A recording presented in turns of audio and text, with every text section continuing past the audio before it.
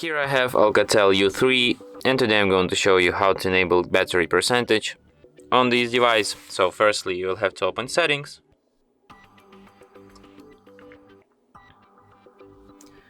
Then you have to go to the battery section.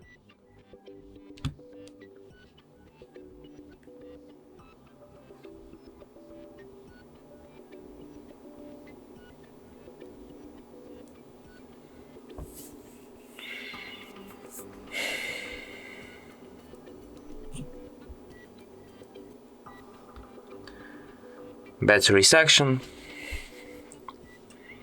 and here you have this option, battery percentage. You can switch it here, and when you have it enabled you can see your battery charge in percent next to the battery icon here. And that's it. Thanks for watching. If you find this tutorial useful, don't forget to hit that like button and subscribe to our channel.